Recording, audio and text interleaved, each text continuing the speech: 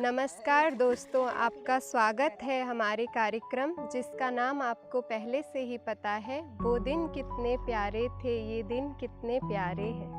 आज के समाज के परिप्रेक्ष्य में जहाँ अच्छे संस्कारों, अच्छी बातों, अच्छे मूल्यों की बहुत आवश्यकता है, वहीं आज से 30-40 वर्ष पहले एक माता पिता स्वयं भी सत्संग में आए और अपनी 4 बच्चियों को भी सत्संग में लेकर आए। हमारे समाज में सत्संग का बहुत महत्व है, जहाँ पर धन से अधिक मूल्यों को महत्व दिया जाता है। और इसी समाज में एक माता पिता ऐसे हुए जिन्होंने अपने कलेजे के टुकड़े को परमात्मा को अर्पित किया। आज हम आपके सामने ऐसी ही एक बहन जी की कहानी लेकर आ रहे हैं जिनका जीवन परमात्मा में लवलीन है और जिनका भाग्य किसी इंसान ने नहीं, परमात्मा ने स्वयं लिखा है।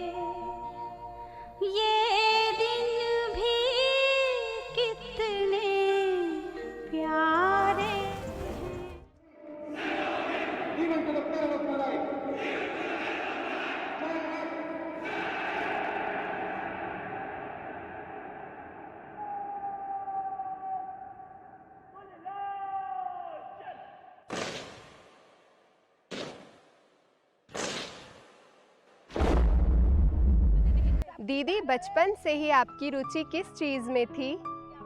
वैसे मेरी रुचि सिलाई में थी और मैं बहुत खुशी से सिलाई करके देती थी और मेरे नाना जी गरीबों के यहाँ लेकर बांटते थे और उनको बहुत आनंद आया करता था।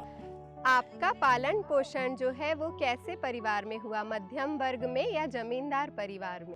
जमींदार परिवार में हुआ और खेत में बहुत सारे अनाज सब्जियां हुआ करते हैं और हमारे यहाँ बेचने की प्रथा नहीं है। जो भी होता घर में खाते और ज़्यादा होता तो गरीबों को या सभी घरों में गाँव में बांट दिया करते हैं। आपने कोई लक्ष्य जीवन में रखा था कि मुझे बड़ा होकर यह बनना है? लक्ष्य तो ऐसा कुछ भी नहीं रखा था और लक्ष्य रखने के पहले मैं इस संस्था से जुड़ गई।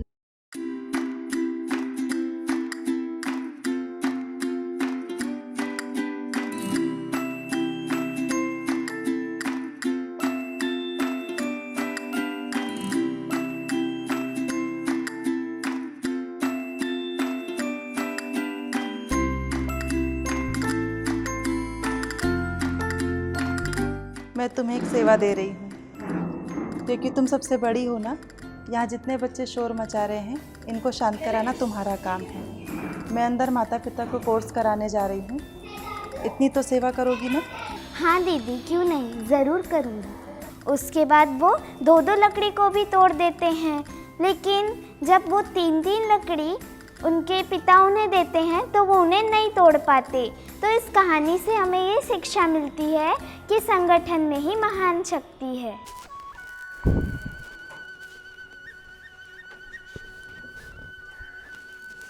बड़ी गर्मी है। सुनो, पानी ले आना।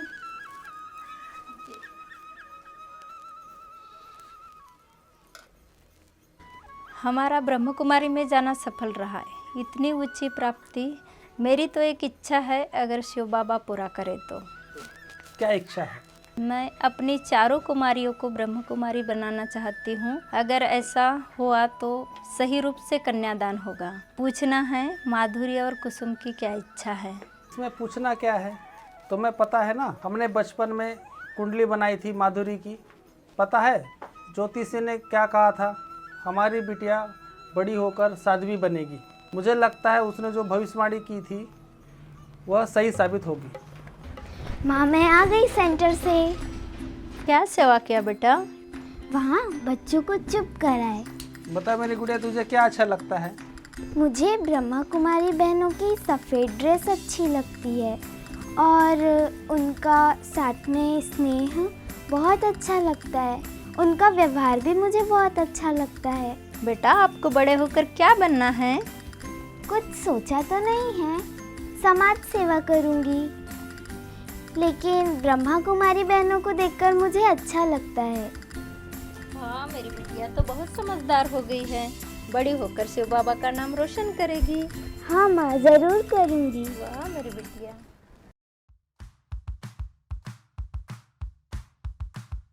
हाँ माँ, आ गई। आज पता है मैं प्रदर्शनी समझा रही थी। तेरी लगन को देखकर तो मुझे ऐसा लगता है कि शिव बाबा तुझे जल्दी ही अपना बना लेगा। हाँ माँ, मेरा योग भी अच्छा लगता है और मुझे ज्ञान भी बहुत अच्छा लगता है। न सिर्फ तुम घर का नाम रोशन करोगी बेटा, बल्कि तुम शिव बाबा का भी नाम रोशन करोगी बेटा। ज़रूर रोशन करूँगी। ऐसी कौन सी बातें थी जो आपको ब्रह्मा कुमारीज में अच्छी लगी? एक तो वाइट ड्रेस और दूसरा सबका स्नेह प्रेम पूर्वक व्यवहार। आपका दिल से जुड़ाव इस ज्ञान से कब से हुआ है? जब मैं लगभग 14 साल की थी। जहाँ तक मैंने सुना है आपके सत्संग के 4 सब्जेक्ट हैं, ज्ञान, योग, धारणा और सेवा। आपको इनमें से कौन सा सब्जेक्ट ज़्यादा रास आने लगा? मेरे को स्थूल सेवा सबसे अच्छी लगती है और भोजन बना करके सबको बड़े प्यार से खिलाना भी बहुत अच्छा लगता है। क्या ब्रह्मा कुमारीज में समर्पित होने के लिए टीचर ट्रेनिंग करना ज़रूरी है? ये टीचर ट्रेनिंग करने के लिए आपको या आपके माता पिता को कोई विपत्ति या बाधा तो नहीं आई? परिवार में माता पिता तो ज्ञान में चलते ही थे, नानी जी भी ज्ञान में चलती थी, मामा भी ज्ञान में चलते थे, परंतु हमारे बड़े पिताजी, बड़े मम्मी, चाचा चाची या फिर हमारे मौसा, इन तरफ से थोड़ी सी बाधाएं आई, जिनको ये समर्पित होना पसंद नहीं था। लेकिन हमारे माता पिता ने उनको समझा बुझा करके और हमको बहुत प्यार से इस ईश्वरीय सेवा के लिए समर्पित किए।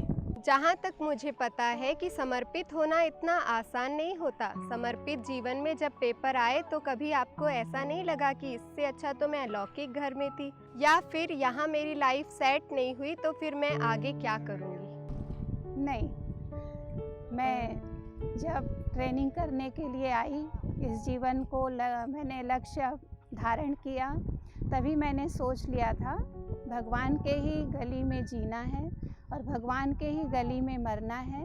मैंने दादियों की भी बहुत सी जीवन कहानी सुनी हुई थी, जिन्होंने और कई प्रकार के विघ्न बाधाओं को क्रॉस करते हुए और इतना उत्तम लक्ष्य को प्राप्त किया। तो मैंने भी यही सोचा हुआ था कि मैं अपने जीवन को सदैव ईश्वरीय सेवा में समर्पित करके अग्रसर होते रहूँगी। बेटा माधुरी सुन, तू मधुबन बेहद घर में जा रही है। तुझे जो भी सौगात चाहिए वो मधुबन धरनी तुझे देगी, पर जो संकल्प करना सोच समझ कर करना और अपने भविष्य को ध्यान में रखते हुए करना। बाबा के सामने वही संकल्प करूंगी जो बाबा ने मेरे लिए सोच रखा है। अब मुझे घर में नहीं रहना है, अपनी पढ़ाई सेंटर पे रह के करनी है। दूसरा संकल्प, अब बाबा मुझे बेहद सेवा में जल्दी से समर्पित करा दें। तेरे संकल्प बहुत शुद्ध और अच्छे हैं। बाबा तेरे संकल्प जरूर पूरा करेगा, मुझे पूरा विश्वास है। धन्यवाद दीदी। सुनो, माधुरी के मौसा जी आए हैं। आज माधुरी नहीं दिख रही है, कहीं गई है क्या? माउंट आबू गई है। क्यों गई है भाई? उसे ब्रह्म कुमारी बनना है। ये कौन सा काम दे दिया आपने? अभी उसकी उम्र क्या है? ज्ञान ध्यान करना आप लोगों के लिए ठीक है, बच्चियाँ तो पराये घर ही अच्छी लगती है। बेटियों को दान करना ये कहाँ की समझदारी है? माधुरी की इच्छा है समर्पित होने की। भाई साहब, माधुरी की उम्र क्या है? अभी उसने कितनी दुनिया देखी है। आप लोगों के लिए ठीक है, आपको जो लगता है भले करो, पर बच्चियों को क्यों अपने साथ घसीट रहे हो? पता नहीं बच्चियों को कहाँ का ब्रह्मा कुमारी धर्म सिखा दिया है। अरे संस्था को जाने पहचाने बिगर अपनी कन्या दान कर देना समझदारी की बात है क्या? उसको ज़बरदस्ती नहीं कर रहे हैं, उसको सत्संग में जाना अच्छा लगता है। हमारी भी बेटी है, हम उसे ऐसी वैसी जगह क्यों भेजेंगे? दीदी, इसकी क्या गारंटी है? बिटिया अगर वहाँ से वापस आ गई तो कौन उससे शादी करेगा? बेटियों को घर पे थोड़ी रखा जाता है। अगर शादी करने में आपको कोई दिक्कत हो रही हो, मुझसे कहो, कुछ सहयोग मैं भी कर दूंगा।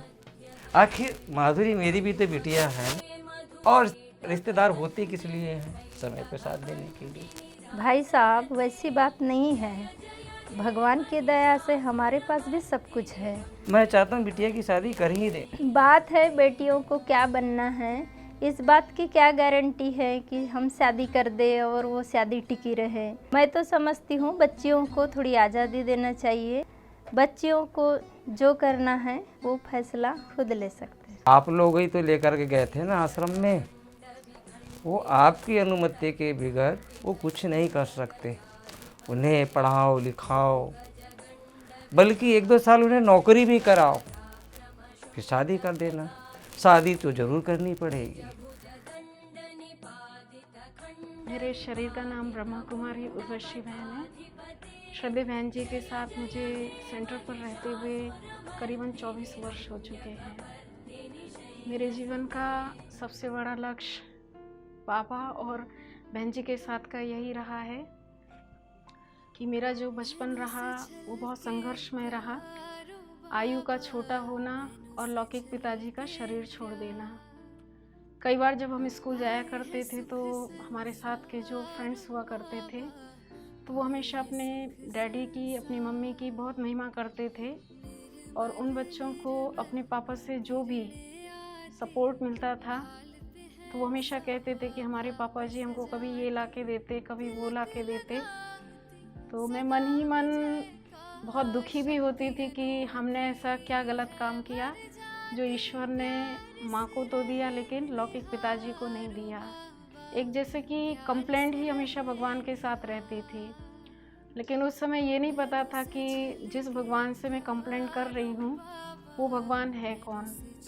इसलिए मैंने अपनी दोस्ती एक बहुत सुंदर वृक्ष के साथ की, जिसको जाम का वृक्ष कहा जाता है, और मैं सारी बातें उस वृक्ष से ही शेयर करती थी।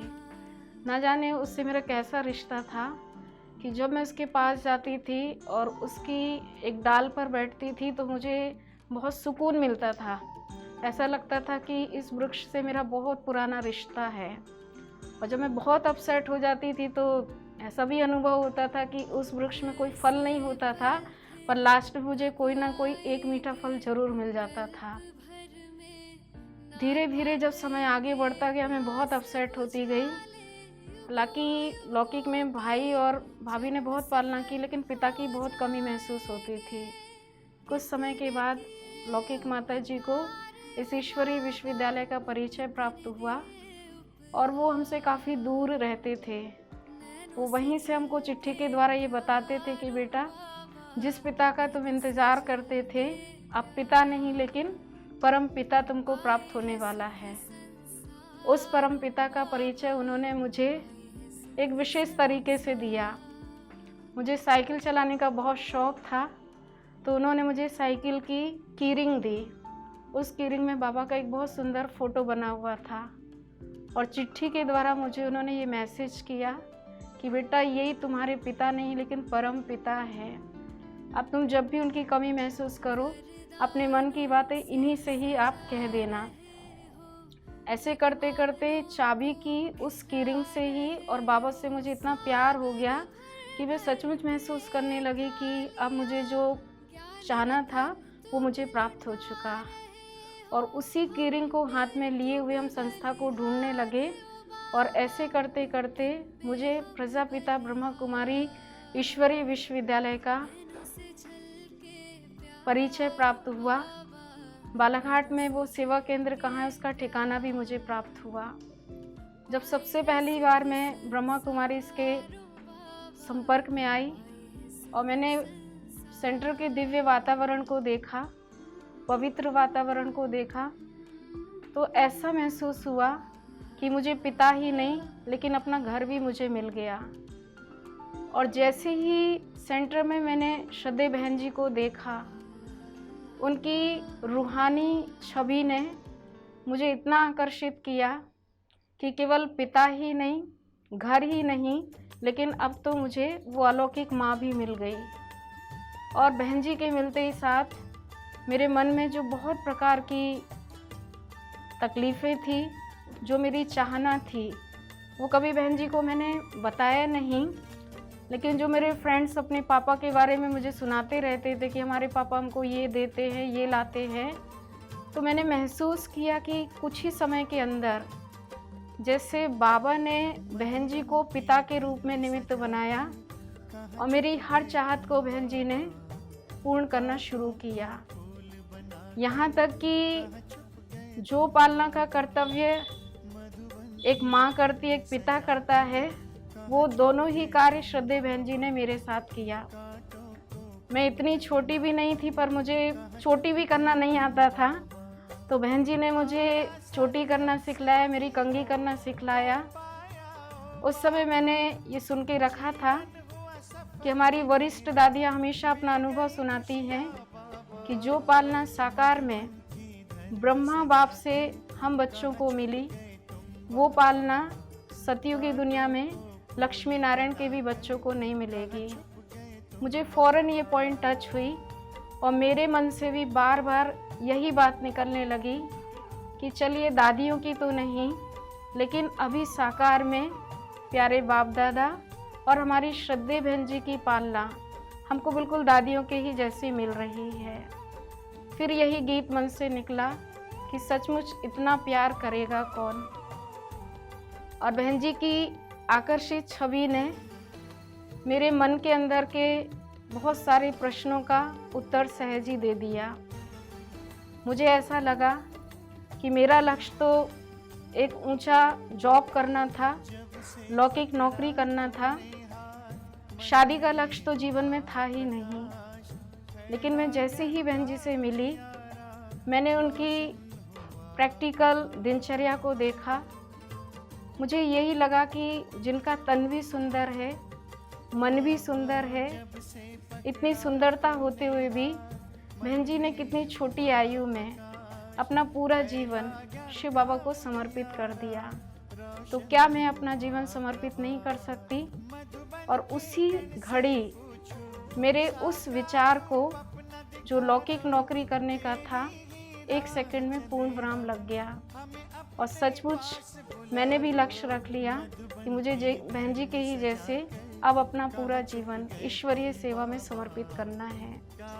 माँ, इस बार तो मैं मधुबन जाकर बाबा के सामने 2 इच्छाएं रखी। पता है, पहली तो ये कि आज से मैं अपनी पढ़ाई सेंटर पे रह के करूँगी, और दूसरी बाबा से बोला मैंने कि अब मुझे सेंटर पे समर्पित करा दे। बस मेरी तो यही इच्छा है, तू जहाँ भी रहे खुश रहे। माँ, मुझे तुझ पर पूरा विश्वास, पूरा भरोसा है। तू मेरी अच्छी माँ है। जहाँ तू राजी वहाँ मैं राजी। माधुरी नहीं दिख रही है, कहीं गई है क्या? दरअसल माधुरी को पढ़ाई लिखाई का बहुत शौक़ है। यहाँ क्या पढ़ाई करती, इसलिए इंदौर भेज दिए हैं। पढ़ लिख लेगी तो उसका अच्छा भविष्य बन जाएगा। ये रही ना बात, हम भी चाहते थे कि बिटिया पढ़े लिखे, ताकि कल हम समाज को कह सकें भाई कि हमारी बिटिया भी पढ़ी लिखी है। ये रही ना बात पते की। हाँ भाई साहब, आपने उस दिन जो बात कही थी वो हमारे समझ में आ गई है, इसीलिए हमने उसको इंदौर हॉस्टल भेज दिया है। हाँ हाँ, ठीक किया ठीक किया। ये रही ना लाख पते की बात। मैं भी तो यही चाह रहा था, अपनी बिटिया को खूब पढ़ाओ लिखाओ। अरे उस संस्था में क्या रखा है, मैं भी तो यही समझा रहा हूँ आपको, कब से समझा रहा हूँ। अब आई आपके समझ में बात, तो आप पढ़ा रहे भेजे। पहले ही पढ़ाने भेज दिया होता तो आज नौकरी चाकरी करती होती, घर बैठ जाता, घर बसा हुआ होता। माँ, हो गई अब मेरी ट्रेनिंग। बस अब तो यही सपना है, बाबा के सेंटर में जाकर समर्पित जीवन जीऊं। मैं भी यही चाहती हूँ बेटी, बस बड़ी युक्ति रचनी पड़ेगी। तेरे मौसा जी और बड़े पापा हाथ धोकर पीछे पड़े हैं। कहाँ भेजा है माधुरी को? तुम आ गए तो सब कुछ ठीक हो जाएगा। दीदी, आखिर कब तक ऐसा चलता रहेगा? उसको आप संभली बनाकर इस्तेमाल करती है, फिर उसी गद्दे को हम सोने के लिए भी इस्तेमाल करते। यहाँ पर तो पंखा भी नहीं है। ऐसी सेवाएं कब तक चलती रहेगी? आखिर हमें कुछ न कुछ तो करना पड़ेगा। सब्र करो, सब्र का फल मीठा होता है। परीक्षा तो आएंगी, पेपर तो आएंगे। क्या आप अपने जीवन से और इस ज्ञान से पूरी तरह संतुष्ट हैं? हाँ, मैं बिल्कुल संतुष्ट हूँ। अगर आप ब्रह्मा कुमारी नहीं बनती तो फिर क्या बनती? मैं एक टेलर मास्टर बनती और बहुत बड़ा सिलाई का एक दुकान रख करके और बहुत सारों को एक आजीविका देती, वो भी सिलाई करके अपने परिवार का जीवन यापन करते। ऐसे बहुत सुंदर एक बुटीक खोलती। आपके जीवन का लक्ष्य क्या है? आगे मेरा यही लक्ष्य है कि गीता के कथन अनुसार स्वयं निराकार परमपिता परमात्मा शिव इस धरा पर अवतरित हो चुके हैं और पुनः इस भारत को स्वर्णिम भारत बना रहे हैं और हम सब मनुष्य आत्माओं को सुखी बनाने के लिए वो इस तरह से ईश्वरीय ज्ञान दे रहे हैं जिससे कि सारे मानव सुखी, समृद्ध, स्वस्थ, संतुष्ट अपने जीवन से, परिवार से, समाज से बन जाएं। तो मैं ही समाज सेवा करने का अब लक्ष्य अपने जीवन में अपनाई हुई हूँ। वो दिन भी कितने प्यारे थे, ये दिन भी कितने प्यारे हैं। अर्थात जब आप नए नए समर्पित हुए और आपके जीवन में पेपर आ रहे थे तो वो दिन ज़्यादा प्यारे थे या अभी के दिन ज़्यादा प्यारे हैं? वो दिन भी प्यारे थे क्योंकि जीवन में जब कोई कठिनाई आती है तब हमारे जीवन का एक लक्ष्य का हमें मालूम पड़ता है कि हम कितना आगे बढ़ रहे हैं। इस तरह वो दिन भी प्यारे थे और आज हम अपने लक्ष्य की ओर नज़दीक पहुंचते जा रहे हैं तो ये दिन भी हमें बहुत प्यारे लग रहे हैं। दीदी, आपने अपना अमूल्य समय दिया जिसके लिए आपका बहुत बहुत धन्यवाद। ओम शांति। ओम शांति। हमने अपनी बच्चियों को इसलिए पाल पोस कर थोड़ी बड़ा किया था कि उसको जाकर तुम दान में दे आओ। आखिरकार तुमने अपने मन की कर ही ली ना। नन्ही सी फूल सी बिटिया को छोड़ा है आश्रम में। ये तो बहुत गलत बात कर दी तुमने। हमें बिना बताए अपने ज़िंदगी के फैसले लेने लग गए तुम। उस फूल सी कोमल बच्ची को क्या पता जीवन कैसे जीना होता है। एक बार जो उसने ठान लिया सो ठान लिया। ये तो दिन रात जाकर वहीं बैठ जाता है। वो दिल से जो भी करती है परमात्मा उसका हाथ और साथ कभी नहीं छोड़ता। अरे अपना नहीं तो लोक लाज का ख्याल तो रखा होता। पता नहीं कौन सा सत्संग है, कैसा सत्संग है। बस अब इसके आगे मैं कुछ नहीं कहूँगा। जो भी निर्णय लेना था वो माधुरी ने ले लिया। क्या क्या जवाब देते रहोगे लोगों को? लोग कहेंगे शादी नहीं करनी थी तो घर में बिठा के खिलाते। बेटियों को विधवा जैसे कपड़े पहना देते हैं और कहते हैं कि बेटियों को समर्पित कर दिया। कल कुछ हो गया है, ऊपर नीच हो गया तो जवाब कौन देगा? बताओ। है? अपने बड़ों से राय लेना उचित नहीं समझते आप? इसको तो जवाब देना है नहीं, जवाब तो हमको देना पड़ता है। ये तो आए बड़ी हरिश्चंद्र की औलाद, अपने आप को हरिश्चंद्र समझते हैं। इनका क्या भरोसा, कल ये मकान को आश्रम को दे दें और कहें भाई साहब यहाँ से निकल जाओ। मेरी फूल जैसी बच्ची को पता नहीं कहाँ दान करके आ गए, मालूम नहीं कैसे रह रही है। परमात्मा बैठा है उसके बारे में सोचने के लिए। हम और आप कौन होते हैं उसके बारे में सोचने के लिए। कितनी बार समझाया इनको, पर समझे तब ना। ये हैं चिकने घड़े, जितनी बार समझाओ मानते ही नहीं, मानते ही नहीं। इनको समझाना माने पत्थर पर सिर फोड़ दे आए। कल मुझे उस बच्ची के ऊपर तरस आ रहा है, कल लौट के आ जाए तो शादी कौन करेगा? इसका क्या जाता है? उसने जिसे अपना जीवन सौंपा है वो ही उसको संभालेगा। इतना ही दान धर्म का शौक है तो खुद क्यों नहीं जाकर बैठ जाते। जहाँ तक बेटी की लौटने की बात है तो मुझे अपने बेटी पर नाज है। माधुरी दीदी। हाँ जी। अभी आपके सेंटर पे नया सामान आया है, जो पुराना सामान है आप मुझे वो दे दीजिए। आप पुराना सामान का क्या करेंगे? जी अभी लाई। ठीक है बहन जी। देखो मैंने कहा था ना, सब्र का फल मीठा होता है। जहाँ हमारे पास कुछ भी नहीं था, आज बाबा ने हमें सब कुछ दे दिया। बाबा ने एक हाथ दिया तो दूसरे हाथ से ले भी लिया। अच्छा हुआ ना, पुरानी चीज़ गई, बाबा ने हमें नई चीज़ दे दी। हमारे पास जगह कहाँ है जो पुरानी चीज़ हम यहाँ रखें? जिन्हों की थी उन्होंने ले लिया। आज बाबा ने हमें इतना कुछ दिया है, कल बाबा हमको इससे ज़्यादा देगा। मुझे ब्रह्मा कुमारी आश्रम का पता मिला, मैं यहाँ आई, यहाँ पर ज्ञान सुना। तब मैंने बाबा के घर में बहन जी को देखकर, बहन जी की प्रेरणा लेकर जब मैं यहाँ पालना लेने लगी तो मुझे लौकिक घर से भी ज़्यादा मुझे प्यार मिला। एक समय की बात है जब मेरी बहुत तबीयत ख़राब थी, मैं कुछ नहीं कर पाती थी। मुझे अचानक मेरा स्वास्थ्य ख़राब हो जाने के कारण मैं पलंग से उठ भी नहीं पाती थी। तो मेरी जो बड़ी दीदी हैं उन्होंने मुझे खाना खिलाना, मुझे बिठाना, उठाना, सब कुछ। तो मुझे उस समय देखकर ऐसा लगता था कि मेरी लौकिक माँ भी मेरे लिए यह सब कुछ नहीं कर सकती हैं जो मेरी बहन जी ने किया है ऐसे। और मैं उस समय मुझे मेरा आंखें भर आती थी कि मेरी माँ ने भी मुझे इतना प्यार नहीं दिया, क्योंकि घर में बड़ी होने के कारण मेरे लिए जिम्मेदारियाँ, मर्यादाएं बहुत अधिक होती थी। तो मुझे इन सब चीज़ों की पालना करनी होती थी और पालन करना होता था। और जब मेरे अंदर यही रहता था कि मैं बड़ी हूँ तो मुझे इन सब चीज़ों को निभाना होता था, तो स्वभाव में चिड़चिड़ाहट और गुस्सापन बहुत था। अब सेंटर में आई तो भी मेरे अंदर क्रोध के बहुत संस्कार थे, लेकिन जब धीरे धीरे बहन जी के सानिध्य में रहने लगी तो बहन जी से देखा कि कैसे हर चीज़ को समाना है, सीखना है। दीदी की वो कही हुई बात सच हो गई। परमात्मा में उनका अटूट विश्वास था और परमात्मा ने उनकी मुराद पूरी की। उनको तो बस भगवान को जीवन में अपना बनाना था और उन्होंने बना लिया। बाकी रिटर्न में भगवान ने उन्हें 90 के करीब गीता पाठशालाएं दी और 6 उप सेवा केंद्र दिए। जिन्होंने भगवान की घर गृहस्थी को संभाला, भगवान ने उनको संभाला। तो दर्शकों, आपने देखा कि एक ऐसी कन्या की कहानी थी जिसने बहुत ही कम उम्र में परमात्मा को परख लिया। शायद ये उनके पूर्व जन्म के संस्कार ही थे जिन्होंने उन्हें इतनी कम उम्र में योगी से राजयोगी बना दिया। ये थी कहानी बालाघाट सेवा केंद्र की संचालिका बहन माधुरी दीदी जी की। इसी तरह ही अनेक सत्य घटनाओं पर आधारित कहानी हम पेश करेंगे, जिन्होंने अपना जीवन परमात्मा को सौंप दिया। अब मुझ राखी को दीजिए इजाज़त। नमस्कार।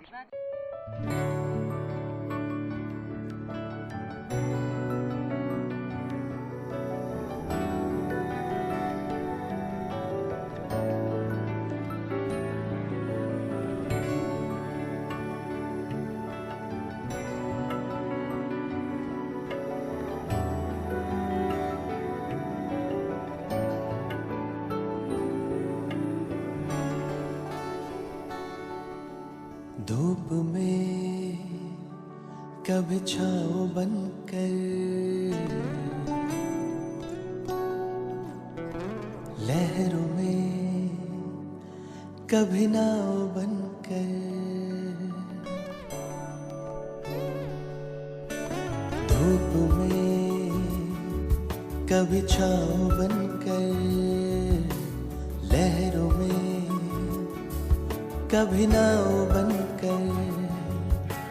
लड़खड़ाए कदम थामा है हाथ, जब लड़खड़ाए कदम थामा है हाथ। मेरे बाबा है साथ, मेरे बाबा है साथ, मेरे बाबा है साथ, मेरे बाबा है साथ, मेरे बाबा है साथ, मेरे बाबा है साथ, मेरे बाबा है साथ, मेरे बाबा है साथ।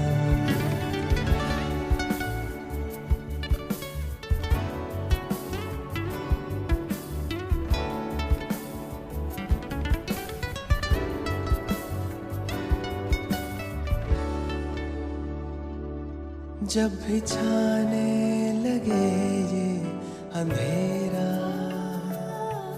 मेरे संग संग चले जो सवेरा। जब भी छाने लगे ये अंधेरा, मेरे संग संग चले जो सवेरा। हर लम्हा दीप बन के जले, कांटों पे भी मेरे संग संग चले। अब तो लगता है जन्नत बनी हयात। मेरे बाबा है साथ, मेरे बाबा है साथ, मेरे बाबा है साथ, मेरे बाबा है साथ। मेरे बाबा है साथ, मेरे बाबा है साथ, मेरे बाबा